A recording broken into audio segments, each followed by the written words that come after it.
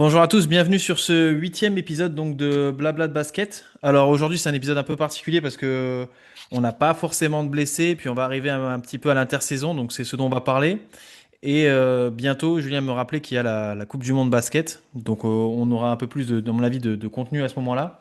Donc ce qu'on a convenu de faire, c'est qu'on va faire deux, trois épisodes sur comment travailler pendant l'intersaison pour les joueurs qui n'ont pas de compétition internationale, comment rester au niveau, qu'est-ce qu'on doit travailler pour préparer la reprise et éviter de revenir déconditionné et du coup d'augmenter les risques de blessure.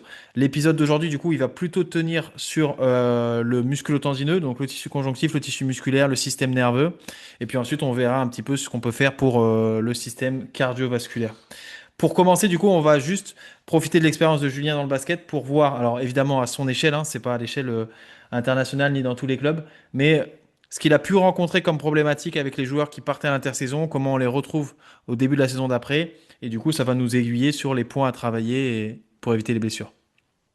Ah, tout à fait, tout ce que tout basketteur a connu ou tout coach, moi j'ai eu les deux casquettes et kiné, c'est que les saisons sont longues, on va pas se mentir, ça dépend, on va dire, on va partir du principe du championnat de France, c'est de septembre à avril, début mai selon les échéances, mais c'est long parce qu'il n'y a pas trop de pauses, donc on peut comprendre on a envie de switcher, on a besoin de faire autre chose aussi.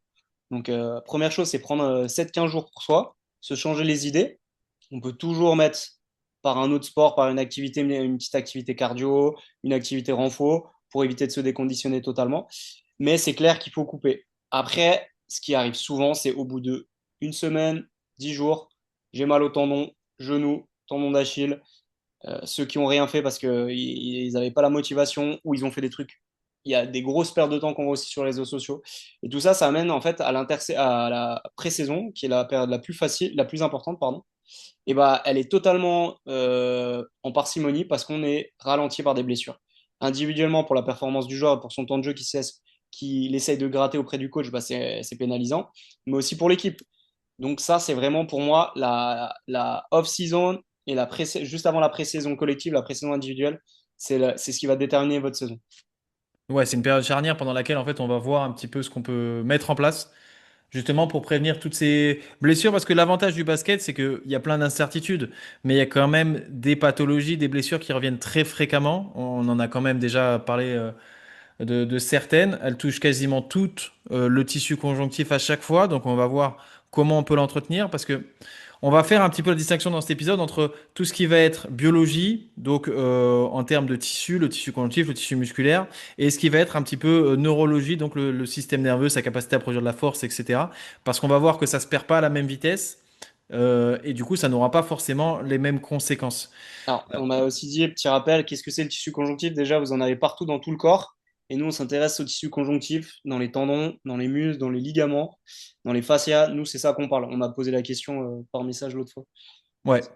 Non, mais c'est important. Ouais, tu fais bien de le rappeler. Tissu conjonctif, globalement, c'est tout ce qui est tissu blanc dans le corps. Donc une partie 80% du système nerveux, tissu osseux. Nous, on va forcément parler plus des tendons. Donc là, tu les as cités notamment tendon d'Achille, tendon rotulien parce que bah, c'est les plus sujets aux blessures chez le basketteur. On va parler également du tissu conjonctif intramusculaire parce que c'est ce qui intervient dans les lésions, notamment lésions musculaires, lésions myo-aponevrotiques Et articulaire aussi, hein, parce que et articulaires.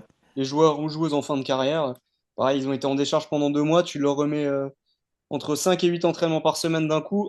Au bout de 2 semaines, bah, t'as de la fumée qui sort du capot, quoi. C'est pas plus C'est le compliqué. moment d'appeler le garagiste. Ah, il te regarde, il y a bah, la cuisse, ah, ouais, ouais, tiens. Et après, tu peux t'amuser en début de saison quand tu connais ton équipe à dire alors, combien de temps il va tenir lui, même si tu doses. Donc du coup, le point un peu essentiel, moi, sur lequel je voulais un petit peu revenir, c'était cette distinction entre, moi j'y tiens beaucoup, hein, j'en parle très souvent, entre la biologie et la neurologie, parce que si on s'intéresse un petit peu à la biologie, donc aux capacités du tissu, en fait, il y a un principe qui est le principe d'accommodation et qui va se différencier de la stagnation, qui va plutôt toucher le système nerveux. Et en fait, si le repos, donc par exemple, le fait de partir en vacances, va pouvoir relancer un petit peu le système nerveux et lutter contre cette stagnation, elle va par contre être délétère pour le côté biologie où en fait on va avoir une réelle dégradation des tissus. Et donc le problème c'est que quand La personne va revenir ensuite à l'entraînement. Elle aura récupéré au niveau de la neurologie, donc elle sera de nouveau capable de produire un certain niveau de force plus ou moins important. Par contre, sa biologie, elle sera plus suffisamment entraînée pour tolérer cette force qu'il va être capable de produire. Et c'est souvent là, justement, qu'on va avoir des pépins physiques. Donc, c'est intéressant de prendre du repos pour son système nerveux. Par contre, il faut limiter le repos pour son système biologique, pour son tissu conjonctif. Il faut garder quelques sollicitations de temps en temps pour le maintenir à niveau et que, au moment de la reprise, il soit toujours en mesure de tolérer les contraintes et les forces produites par le système nerveux. Allez, on peut sortir un petit top 3 des choses à pas faire qu'on entend tout le temps. Numéro 1, allez, numéro 1, j'ai eu mal au tendon toute l'année. Le médecin m'a dit repos, je veux bien me mettre au repos. Je vais mettre de la glace, je vais faire de la PRP, je vais faire des injections. Derrière mon tendon, il sera bon, je vais revenir à fond. Non, c'est Ah, catastrophe à tous les niveaux. Donc, si votre généraliste ou quelqu'un d'autre vous dit repos pour plus avoir mal, non.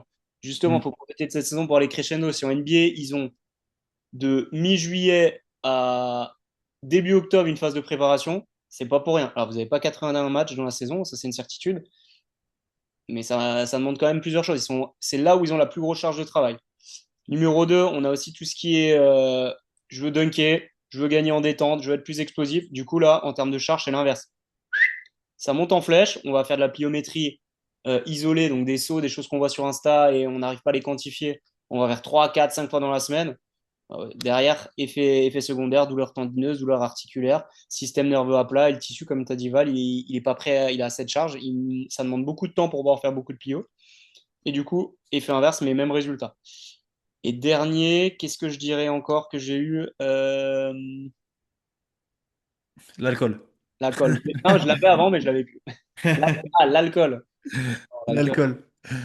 Ah bah, en vrai, par contre, je pense que c'est vraiment important parce que l'hygiène de vie qu'il faut conserver pendant la... Parce qu'à la rigueur, conserver une bonne hygiène de vie pendant la saison, bon, il y en a déjà qui passent à côté, mais on peut se dire, il y a les stimulations liées à l'entraînement et au match, on veut rester en forme, ok, j'ai une motivation, je suis sérieux. Quand viennent les vacances, souvent, on peut avoir tendance à tout laisser tomber, et ça, c'est pareil, hein. Plus vous êtes dans le haut niveau, plus vous êtes une machine un peu spécialisée et entraînée.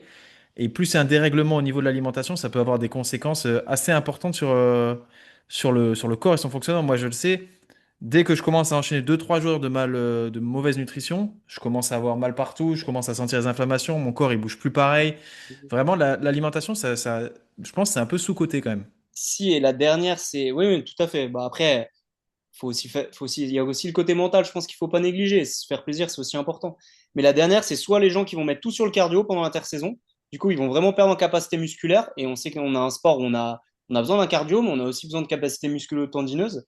Et à l'inverse, il y en a qui veulent gonfler, ils veulent prendre comme ce qu'on avait dit avec Anthony Davis, intersaison muscu, muscu, muscu, muscu, muscu, hyper orienté dans une direction, tu modifies tes fibres, tu perds en explo. Après, derrière, quand tu dois retourner en pliométrie, tes articulations, elles sont pas habituées à prendre autant de charge. Faut aussi faire gaffe à ça. Ok, donc on va attaquer par le premier point. Donc on va vouloir lutter contre cette accommodation, donc le fait que notre biologie soit un petit peu trop habituée aux contraintes qu'on lui a imposées. Du coup là on la met au repos, ça se dégrade. On va lutter contre ça. Donc qu'est-ce qu'on peut mettre en place pour avoir une meilleure biologie, du moins au niveau du tissu conjonctif qui est souvent le premier à céder?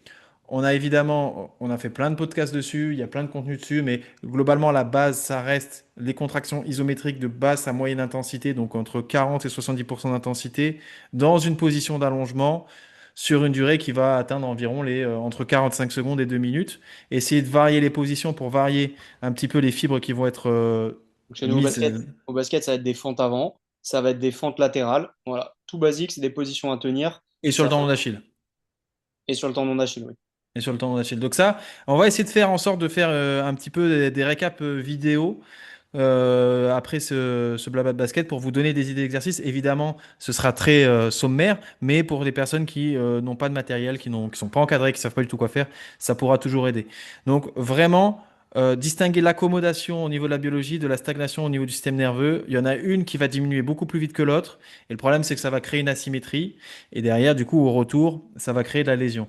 Donc, Pareil chez les enfants. Chez les enfants, Ah bah chez les enfants, parce oui, qu'en bien passant sûr. au basket, ils ont tous Osgood-Schlatter, donc tendon rotulien qui tire sur la peau de l'os qui est encore cartilagineux, ça crée une inflammation osseuse, ou la maladie de Sever. Ça, Mm. pareil, en début de saison, ça flambe de fou. Alors, il y a la croissance aussi. Eux, ça va plutôt dans le sens, ils font un petit peu trop parce qu'ils vont jouer l'été, il fait beau dehors. Mais c'est les mêmes conséquences, adaptation du tissu, hein. Ah bah de toute façon, oui, moi je pense que le principal il se fait là parce que au niveau du système nerveux, on va pouvoir facilement le conserver parce qu'il va rester important de garder cet influx, donc notamment sur des changements de direction, sur cette capacité à sauter. Alors, tu as donné l'exemple, enfin le mauvais exemple de je fais que des sauts 5 fois par semaine, etc. L'idée, c'est pas de complètement supprimer les sauts pendant toute l'intersaison, Ouais, et surtout pas. c'est de conserver cette capacité à emmagasiner l'énergie et de la restituer. Par contre, on va clairement diminuer le volume. Pourquoi pas garder l'intensité? Parce qu'on cherche à avoir ce signal-là, à avoir cet influx nerveux-là, à entraîner le système nerveux. Par contre, le volume, hop, on diminue énormément pour lutter contre cette stagnation. Et comme on l'a vu, alors je ne sais plus exactement, bah, c'est le dernier tendon d'Achille qu'on a vu, il me semble. Les changements de direction, c'est vraiment dans toutes les directions. C'est pas que avant, arrière. C'est vraiment dans toutes les directions parce que bah, il s'avère qu'au basket, ça se déplace dans toutes les directions. Donc, tissu conjonctif à entraîner, isométrie en position d'allongement, excentrique, avec changement de direction et un peu de système nerveux sur des bondissements intenses, mais peu de volume. Ok. Ah, les petits sauts, ça, la pliométrie, ça peut être la corde à sauter, comme tu me l'as dit avant. Mm. Ça peut être tout simplement, vous êtes face à votre panier, vous allez plutôt des exercices comme des claquettes, qui est plutôt quelque chose de classique. Ça peut être tout simplement faire des petits matchs, des petits 3 contre 3, 2 contre 2, tout ça. Mais ça va être une durée, comme il a dit, Val, réduite. Et on peut aussi isoler sur certains types de sauts que vous pourrez retrouver sur des vidéos ou qu'on vous mettra en lien. Mais c'est important de garder ce petit dosage. Le tendon, tu l'avais dit, c'est au bout d'un mois, les cellules, elles se régénèrent. Mm. Du coup, Ouais, ça veut ça dire si dégrade. elles se dégradent, oui, enfin, il y a un turnover par Ouais, rapport voilà, c'est ça. Ça à dépend de ce que tu fais. Et si vous faites rien déjà pendant 2 semaines, vous Mm. avez plus que 2 semaines pour espérer de remonter un petit peu. Vous avez déjà énormément perdu en termes de cellules et le tissu conjonctif a déjà commencé un petit peu à s'appauvrir. Donc, il faut vraiment faire gaffe à ça. Vous êtes en vacances, allez faire un footing, courir, c'est un petit peu de la pliométrie. Mhm. 10 minutes, 15 minutes, format muscu-cardio, ça va suffire pour entretenir vos capacités. C'est mieux que rien, du moins. Voilà, ça va être important d'être précis sur le signal et d'avoir un peu moins de volume pour laisser le corps récupérer. Sachant que dans la même séance, on va pouvoir tout faire avec quelques isométries donc sur des 2 minutes sur un tendon ciblé. Derrière, quelques bondissements pour gagner un peu de système nerveux et on finit par une activité cool pour entretenir le cardiovasculaire. Sachant que la pliométrie, ce qu'il faut avoir en tête, c'est qu'on va pouvoir varier de la pliométrie qu'on appelle extensive vers la pliométrie intensive. Alors pour donner le continuum, comme ça certains pourront un peu s'y repérer, la pliométrie extensive, ça va être des bondissements avec un temps de contact au sol qui va être relativement long. Donc on s'écrase un petit peu au sol, on va pas se chercher à sauter très haut et on va avoir une durée qui va être plutôt élevée. Donc ça va être typiquement la corde à sauter ou le pogo. Et tout doucement, on va se déplacer vers la pliométrie intensive où on va chercher à générer un maximum de force en un temps très court. Donc là, le temps de contact au sol est beaucoup plus court, voire on cherche à le raccourcir au maximum. Et l'intensité dans le bondissement est beaucoup plus grande. Du coup, forcément, les séries sont beaucoup plus courtes. On fait beaucoup moins de répétitions. Donc c'est un continuum vers lequel on va pouvoir tendre. Nous, l'idée, bah, c'est que si on veut de la qualité dans le tissu conjonctif, on va être plutôt sur de la pliométrie extensive. On va essayer de passer un peu de temps. Et derrière, pour aller chercher et stimuler le système nerveux, on va aller plutôt chercher la pliométrie intensive. Encore une fois, avec un volume qui est relativement faible. Parce que l'idée, c'est quand même de permettre au corps de récupérer. On veut juste, en fait, conserver. L'intersaison, ça va permettre notamment de conserver et de revenir sur des bases saines pour ensuite pouvoir faire la saison. Est-ce que tu as des conseils à donner du coup pour... donc on a vu le tissu conjonctif, on a vu le changement de direction, on parlera plutôt du cardiovasculaire dans un autre blabla de basket. Au niveau musculaire, qu'est-ce que tu recommandes? On a tous des choses à bosser. J'ai un coach qui disait, avec qui je bossais, et que je trouvais ça très bien, c'est il faut améliorer ce qu'on peut améliorer, on a des priorités, et il faut entretenir ses qualités. Il ne faut pas oublier ses qualités, c'était votre qualité, c'est le sprint, c'est de sauter haut, entretenez-le, et prenez du temps. C'est vraiment une période dans l'année, je parle de ceux qui, on va dire, qui s'entraînent 4 5 fois dans la semaine déjà. Envoyez en salle de muscu, faites-vous orienter. Ça ne veut pas dire qu'on veut devenir comme Schwarzenegger, c'est pas du tout ça dont on parle. Mais il y a vraiment des choses. On sait que les grands, ça va être plutôt raide. Les intérieurs, quand les coachs ils vous prennent la tête sur des step-out, vous êtes trop lent et vous faites tout le temps des fautes, c'est qu'il y a une raison, c'est pas le sort. Vous avez du mal à vous déplacer sur la latéralité. Les meneurs, pareil, quand vous avez du mal à. Vous avez sur vos montées de balles, vous subissez la pression, vous n'avez peut-être pas assez d'amplitude dans vos crosses, vous n'arrivez pas à être assez bas et tout ça. C'est du contrôle articulaire et que vous pouvez bosser grâce à la musculation. Tendinopathie de genoux, si vos chevilles elles sont faibles, si vos hanches elles ont du mal à décharger les genoux, tout ça pour encaisser la charge. il faut se faire encadrer. On peut pas dire faire telle et telle chose. On peut citer des exos un petit peu références, mais c'est vraiment individualisé. Mais pour moi, on doit vraiment passer quand même beaucoup de temps en salle de muscu quand on va dire qu'une partie de son salaire, c'est le basket dans la saison en intersaison. Ouais. Ouais, parce que il y a un truc là que j'ai discuté avec un patient récemment, c'est-à-dire que c'est vrai que moi j'insiste beaucoup sur la capacité du tissu conjonctif, travailler le tissu conjonctif, etc. Ok, on peut donner toutes les capacités qu'on veut au système conjonctif du corps. Il n'empêche qu'avoir une certaine masse musculaire, ça permet de mieux répartir les contraintes, de mieux les diffuser, et du coup de soulager le tissu conjonctif et les tendons. Donc globalement, développer sa masse musculaire, et puis de toute façon l'intersaison, ça dure combien de temps? Bah, championnat de France, si t'es pas qualifié en playoff, ça finit mi-avril, et tu reprends, on va dire, début de saison, tu reprends début août chez les coachs les plus Donc extrêmes. mai, juin, juillet, donc il y a trois Ah, mois. en général, tu as entre 2 et 3 mois facile. Entre 2 et 3 mois, voilà, ça vous permettra de prendre peut-être 1 ou 2 kilos si vous faites les choses un peu proprement. Peut-être 3 kilos si vraiment vous avez de la marge. Mais de toute façon, vous ne deviendrez pas bodybuildé. Donc, vous pouvez y aller. En 3 mois, c'est vraiment une période où vous allez pouvoir travailler sur vos points faibles. C'est ce que disait Julien. Entretenir vos qualités, ça c'est important. Et il y a un truc qu'il a souligné qu'on a oublié de parler, c'est la mobilité. C'est vrai que c'est peut-être le moment aussi, histoire de couper, de faire autre chose, de venir travailler sur des trucs un peu plus qu'on n'a C'est pas pas le les temps étirements. forcément. Et la Comment? mobilité, c'est pas les étirements. C'est pas parce que vous allez Oui. faire de la muscu que vous allez devenir raide. Au contraire, selon ce que vous allez faire, vous allez peut-être gagner en mobilité selon les zones que vous travaillez. Ça aussi, je l'ai entendu plein de fois. Ça n'a rien à voir. Aucun rapport. Entre la mobilité et la souplesse? Et les étirements? Ouais, et que la muscu, ça rigidifie. Non, c'est pas vrai. Ah ouais. Mhm. Non, non, c'est vrai que, en fait, le truc, c'est que vous allez conserver la mobilité et les amplitudes que vous allez utiliser. Donc, si vous faites de la muscu sur des faibles amplitudes, forcément, bah, vous allez perdre le reste des amplitudes. Mais si vous faites vos mouvements sur l'amplitude complète qui vous est disponible, vous allez maintenir cette amplitude-là. Et la mobilité, vraiment, ouais, je pense que tu vois, un gros travail de mobilité de hanche et de cheville, vu le nombre Hanche, de hyper pathologies. important en basket. Hyper important, les hanches. Ouais, vu le nombre de pathologies qu'on a pu voir au cours des blabla de basket là, sur les hanches et sur les chevilles, je pense qu'il y a vraiment un gros travail à faire sur la mobilité. Et encore une fois, la mobilité, c'est pas juste s'étirer. La Mais même mobilité, c'est. techniquement, les coachs, nous, on demande d'être bas, on demande centre de gravité bas, dans les jambes en défense. Les joueurs qui ont des gros centres, Evan Fournier, il n'a pas les capacités athlétiques de fou, mais son centre de gravité, il est tellement bas. Alors peut-être il l'a eu de façon innée ou on l'a accompagné là-dessus à l'INSEP, mais son centre de gravité, regardez quand il pénètre dans la raquette, comme il est bas par rapport à sa taille. Le gars, il fait 2-2. Et il a des appuis comme ça, il arrive à driver dans la raquette des ricains parce qu'il a de la mobilité, un centre de gravité bas. Et ça joue vraiment. C'est vraiment important. Et si vous gagnez là-dessus, vous gagnerez sûrement en temps de jeu ou du moins en efficacité dans certains domaines de jeu. Donc la mobilité qui doit faire partie intégrante de cette intersaison. Et la question un peu, moi, que j'aimerais qu'on finisse dessus pour qu'on l'aborde, c'est est-ce qu'il faut jouer au basket pendant l'intersaison? Alors, C'est, tu as un avis là-dessus? Ah, parce qu'encore une fois, ce qu'on dit, c'est pas des vérités absolues, hein, c'est des avis qu'on partage. je pense C'est que ce que nous, on ferait, mais c'est après. individuel. Là, j'ai un pote, par Fred, on a une connaissance commune, un pote qui, lui, il fait tous les sports en intersaison. Il adore le sport, il peut pas s'arrêter. Il kiffe. Les saisons, elles sont longues. Je pense que quand tu es semi-pro ou pro, tu as l'amour du basket et tout, mais ça fait du bien de couper. Moi, je me souviens quand je jouais, j'aimais bien le retour pré-saison avec le groupe parce que tu as coupé. T'as pas vu, t'as pas oublié un peu le côté négatif que tu avais en fin de saison. Je pense que c'est individuel à chacun. Il faut ne pas toucher la balle pendant 3 mois, je pense que c'est irréel. Mais tu peux transférer sur des sports, tu peux aller faire des volets, tu peux aller faire du hand, tu peux aller faire des sports où il y a d'autres pliométries, tu vois, du trail. Alors, si vous en avez jamais fait, non, mais pour les tendons, tu vas en descente. Tu veux pas désentraîner quelqu'un qui a des bons tendons, qui a pas de problème. Il veut se mettre un petit peu au trail, tu le quantifies bien. Dans la descente, ça va travailler sa faculté tendineuse. Il va travailler son côté cardio et musculaire sur la montée. Hyper intéressant, ça peut être intéressant vraiment si la personne a des bons genoux. Les transferts sur les sports, mentalement et physiquement, moi j'y crois fortement. Ouais, après, moi, voilà, là où je te rejoins, c'est que on parle de conserver les capacités A, donc capacité du tissu conjonctif à encaisser, capacité de la biologie à rester de qualité, capacité du système nerveux à produire un certain niveau de force, capacité à sauter, etc.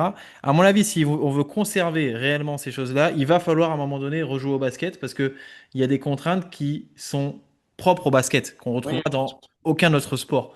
Donc, il va falloir jouer au basket. Et puis, de toute façon, je pense pas que ce soit vraiment une tare pour un basketteur de jouer au basket, sinon on a un problème. Mais il va falloir jouer au basket. Maintenant, est-ce que il faut jouer au basket tous les jours, toutes les semaines, etc. Probablement pas. Après, encore une fois, comme tu l'as dit, Si Kobe Bryant il nous écoutait, il dirait, vous comprenez rien, il faut jouer au basket 2 fois par jour. Mais en gros, jouer au basket, je pense que c'est nécessaire de conserver. Je pense pas que ce soit une bonne idée de faire 3 mois sans basket ou 2 mois sans basket parce que les contraintes propres au basket, on les retrouvera jamais ailleurs. C'est comme un sprinter qui arrête de sprinter. Il peut faire tous les sports du monde qu'il veut, toute la muscu qu'il veut. Ça remplacera jamais le sprint, c'est jamais la vitesse du sprint, etc. Donc le basket, je pense qu'il faut continuer à y jouer. Maintenant, s'il y a des personnes qui commencent un petit peu, voilà, qui ont senti la motivation un peu à plat, le désir de jouer un peu à plat en fin de saison. Ok, pourquoi pas essayer de trouver d'autres sports à côté qui permettent de varier, de faire autre chose, etc. Mais à mon sens, de mon point de vue, il faut conserver le basket durant l'intersaison. Je sais pas Non, si mais tu tu es vas pas d'accord. l'arrêter, c'est pas réalisable. Mais je pense qu'aller aussi vers d'autres sports variés dans la semaine, Ouais, ouais. ça fait du bien mentalement et t'explores d'autres choses, surtout chez les jeunes. Les jeunes qui font du basket depuis l'âge de 3 ans et qu'on allait fait piscine une fois par mois sinon, en termes d'exploration, des chaînes musculaires, tout ça, c'est limité. Si c'est des jeunes, envoyez-les faire autre chose aussi, euh, conserver un peu de pliométrie bien sûr, mais c'est important je pense, mentalement et physiquement de varier. Ok. Et qu'est-ce que je veux dire? Je voulais finir un peu avec ça. Est-ce que on garde un travail technique ou est-ce qu'on la garde pour la saison, d'après toi, en tant que coach? Quels sont les risques? Il n'y a pas de risque. Non, il n'y a pas de risque. Pour moi, c'est la période où tu peux travailler, explorer tout ce qu'on n'a pas suffisamment de temps pendant la saison. Donc, les gammes individuelles, pour le meneur, ça va être tout ce qui va être dextérité, ça peut être sur tout ce qui est pas, ses petits tirs dans la raquette, les intérieurs pareils, finition. C'est vraiment une période où on a du temps. Donc, allons-y. Par contre, je pense que mentalement, il faut être frais. Il faut une période de frais. Mais physiquement, techniquement, oui, c'est la période où tu progresses, une des périodes où tu progresses le plus quand tu es adulte, on va dire. D'accord. Ok. Donc, du coup, si on doit faire un petit résumé de cet épisode, sachant qu'on va essayer de vous fournir un petit peu des vidéos d'exercices, encore une fois, on va pas refaire le monde, mais c'est pour les personnes qui sont pas du tout encadrées, qui savent pas quoi faire, bah, ça peut vous donner des pistes, etc. L'idée, c'est vraiment de comprendre que il y a la biologie d'un côté, la neurologie de l'autre. La biologie, c'est la qualité de vos tissus. La neurologie, c'est ce que votre système nerveux est capable de produire. L'accommodation de votre biologie, donc le fait que vous arrêtiez de la stimuler, ça va entraîner sa dégradation très rapidement. Votre système nerveux, il aura stagné parce qu'en gros, la stagnation du système nerveux, c'est un peu comme s'il s'ennuyait parce qu'il avait rien d'autre à faire. Le fait d'arrêter, ça va permettre de récupérer. Si vous revenez avec une biologie dégradée et un système nerveux qui a récupéré, forcément, cette asymétrie va conduire à la lésion. Ouais, Donc, mais quand on dit arrêter, c'est quelques jours, hein, c'est pas les 3 mois, hein, le système ah nerveux. oui, non. Et, ouais. Et du coup, l'idée, c'est de conserver cette biologie avec une certaine qualité. Donc, travail du tissu conjonctif, on l'a dit, on l'a expliqué un petit peu les principes clés, les bases à faire. Conserver un petit peu d'influx nerveux, donc avec les changements de direction et de la pliométrie qui va aller de la pliométrie extensive vers la pliométrie intensive. Conserver une activité cardiovasculaire. En profiter pour soigner les bobos. Soigner, c'est pas se reposer complètement, d'accord? Ça n'a jamais soigné personne. Travailler la mobilité, notamment au niveau de la hanche et de la cheville, ça va être important pour les changements de direction et pour encaisser, pour pouvoir faire les gestes techniques nécessaires. Si besoin mentalement, couper le basket, se diriger vers d'autres activités pour explorer d'autres contraintes, essayer de se refaire un système nerveux et encore une fois de lutter contre cette stagnation, cet ennui du système nerveux. Mais de mon point de vue, conserver quand même du basket parce que il n'y a que le basket qui apportera les contraintes du basket, spécifiques au basket. Saut, contact. Et je crois il y avait une étude, on est 3 à 4 pas maximum en sprint sur un terrain de basket, sur 25 mètres. Donc on n'est pas un sport de sprint, on est un sport vraiment d'accélération avec des gros changements de direction. Tous ceux qui disent qu'il n'y a pas de contact et il n'y a pas de cardio, bah, venez jouer, c'est faux. C'est très très exigeant. Il y a énormément de choses à travailler comparé à d'autres sports où bah, on peut négliger plusieurs parties. Donc envoyez le paquet, investissez, surtout si c'est votre gagne-pain partiellement ou totalement. Impeccable. Bon, on va se retrouver sur le prochain épisode. On parlera un peu plus du cardio, comment on peut entretenir le cardio pendant l'intersaison. Et ensuite, on se dirigera tout doucement vers la Coupe du Monde où je pense qu'on aura pas mal de choses à dire. Merci Julien du coup pour ce nouvel épisode. Et puis si vous avez des questions, des remarques ou des demandes particulières, n'hésitez pas à les laisser en commentaire. On se fera un plaisir d'y répondre.